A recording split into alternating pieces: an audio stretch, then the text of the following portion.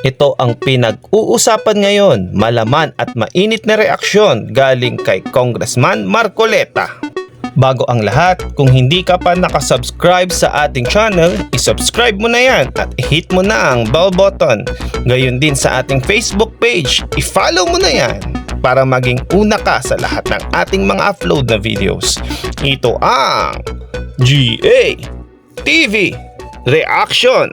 Congressman Marcoleta, kinundi na ang sinasagawang walang batayan at pawang chismis lang ang pinakikinggan sa Quadcom hearing. Ayon din sa kanya na isang hudas si dating Senator Trillanes sa pakikipagtulungan nito di umano sa ICC. Pakinggan natin ang kanyang reaksyon at komentaryo. Ang mga pangyayaring ito doon sa Kamara, kasi inamin na po ni Senador Sonny Trillanes na siya pala ay ang tawag yung termino, kunsyabahan sa ICC para talagang ang target ay ang dating Pangulong Rodrigo Duterte. Di kayo umamin na sila, kaya nila ginagawa yung Quadcom na yan, ang direksyon talaga para papasukin ng ICC sa ating bansa. At ang dating senador na yan, kung totoo sinasabi nyo, siya palang nakikipagkutsabahan pa sa ICC. Yes, Nakakita ka ng isang Pilipino na ano na tawag sa Biblia? Yung anong si Judas ay ipinagkanulo. Ipinagkanulo ang ating Panginoon. So ganito rin eh. Ganito rin ang kategorya nito. Isa kang Pilipino na ipagkakanulo mo ang dating Pangulo ng iyong bansa dahil lamang sa personal mong galit na hindi ko maintindihan kung saan nang galing. Di ba? Nag-file na siya ng katakot-takot na hindi man lang niya mahintay yung korte na magpasya doon sa kanyang mga ipinal na kaso. Parang ikaw dyan, halimbawa. Kunyari, humingi ka ng tulong sa akin. Hindi ka pa nagkasi, pinuntahan mo na naman si Jen. Parang magagalit ako sa iyo, Jen. Ikaw naman ka, tinawagan mo na nga ako. Isang araw pa lang naman na tapos pumunta ka na kagad kay Nelson. Nagsumbong na kagad. Wala ka bang tiwala sa akin? Wala ka bang tiwala doon sa mga korte na kung saan inihain mo yung mga katakot-takot na kaso na yan, hindi ka makapaghintay, pumunta ka na naman sa Quadcom para dito ka magsumbong uli. Walang kaugnayan na sinasabi mo eh. Di ba? Wala ngang abogado na magtatanggol kay Pangulong Duterte. Kasi kung nandun yung abogado, merong abogado, ngunit hindi siya papayagan na magtanggol. Ang gagawin lang sa kanya, bulungan mo lang sa kanyang karapatan. Ang isa sa karapatan ng isang akusado, kung matataguri ang akusado si Pangulong Duterte, i-confront niya yung accuser.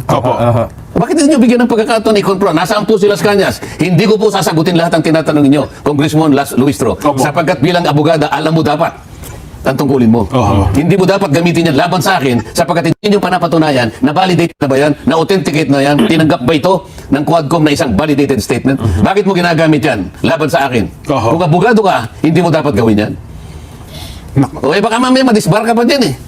Ganun ba yun? Bakit mo gagawin yun? Alam niya na sa liwanag ng due process, hindi ka pwedeng gumawa nun. Pagkatapos magmamanifest ka pa, sa opinion ko po, ay may liability ang dating Pangulo sa jury ng conspiracy. Hindi po ganun eh. Walang manifestation. Hindi po opinion ang nagbibigay po ng desisyon. Hindi po nakasalig sa opinion ng pagdesisyon.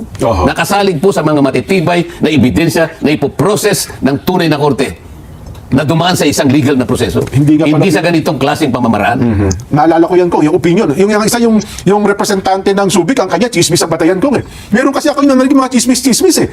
Dapat ay niya, sinunod mo kasi may narinig akong chismis. So, saan ka nakakita rin? Kaya nga, chismis ang batayan eh. Ang alam ko, ang nangyari rito, ang napatunayan ni Pangulong Duterte, nalantad ang kahinaan ng proseso. Hindi talaga tunay na proseso. Hindi tunay na pagdinig ito in aid of legislation. Talagang ang target lang, dalawang tao pala ako, dating Pangulong Duterte at si BP. Isipin mo, meron na nga silang nagawang panukalang batas sa extrajudicial killing. Bakit pinagpapatuloy pa nila ito? Anong klaseng katwiran ang sasabihin nila ngayon? Halimbawa, yung abogado ni Pangulong Duterte, Your Honor, I will object. What is your objection? Your Honor, this is in aid of legislation. And to my mind, the last time I checked, this Quadcom was already able to file a House Bill, number 10869 yata or whatever. Yes po, tama. Bakit pa po tayo nagpapatuloy? Meron na pala mga panukala. Bakit hindi na po natin itigil insofar as extrajudicial killing is concerned?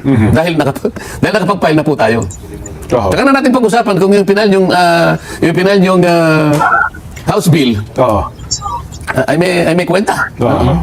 Hindi kasi kung yung marami nga abogado nagko-question ngayon, mayroon ako nakita mga abogado nagkasalita ngayon, ano ang House Bill tungkol sa EJK? Matagal na namang bawal. Kailan ba meron bang batas sa sumasang-ayon sa EJK? Kapag tiningnan mo nga yung definition, matatawa ka eh. Oo. Kasi yung extrajudicial covered na ng murder. Opo, pagpatay bawal talaga yun. Sabi niya, yung daw pagpatay na walang judicial sanction. Meron bang judicial sanction? Wala na nga death penalty ngayon eh. Kaya hindi papayagan yan eh. Lahat na extrajudicial killing eh. Matatawa ka doon eh. Pero sabi ko nga sa'yo, isang episode yun, ayaw ko na munang tingnan niya. Ang pinag-uusapan natin, yung proseso nila.